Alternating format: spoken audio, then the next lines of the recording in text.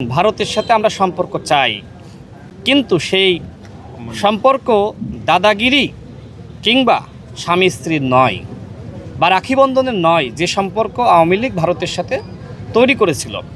আমরা চাই মূল্যায়নের সম্পর্ক, মর্যাদার সম্পর্ক, ন্যায্যতার সম্পর্ক।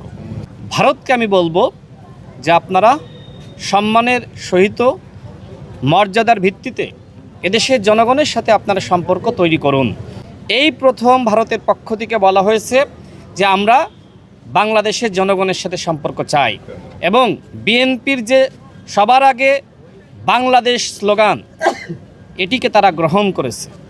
ঠিক আমরা তাদেরকে বলতে চাই, যদি প্রকৃতপক্ষে আপনারা এই স্লোগানকে আপনারা বোঝেন, এদেশের জনগণের নগদ নিয়ে এলো হার না মানা হার অফার।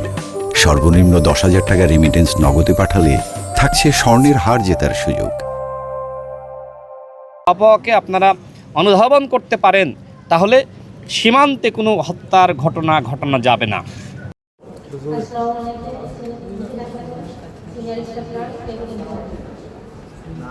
মাঝেও আপনাদেরকে চেষ্টা করতে হবে, মানুষের জন্য এটা দৃশ্যমান যে আপনি চেষ্টা করতেছেন, তাহলে আপনার প্রতি দরকার রাজনৈতিক ভূমিকা। এই জন্য আমাদের রাজনৈতিক সংগঠনের তারা যদি এটা তাহলে অবশ্যই আমি মনে করি এই হাসপাতাল এটা 500 বেড হইতে আর বেশি সময় লাগবে না, কিন্তু রূপান্তরিত করা উচিত, এবং সেই হাতে অনুপাতে আমাদের কিন্তু লোকবল হওয়া উচিত। আপনারা আরো শুনে আশ্চর্য আপনারা অনেক সময় শুনবেন অনেক এখানে রুগী নিয়ে গেলে 50 টাকা নেয়। ডাক্তার মোহাম্মদ মুস্তাফিজুর রহমান, সহকারী অধ্যাপক থাকবে এখানে মানুষকে সেবা দিবে, সুন্দর সেবায় আমাদের কাঙ্ক্ষিত, আমাদের আকাঙ্ক্ষা, আমাদের প্রত্যাশা। আমি ডক্টর বাংলাদেশ জেনারেল শাখার একজন সিনিয়র লিডার।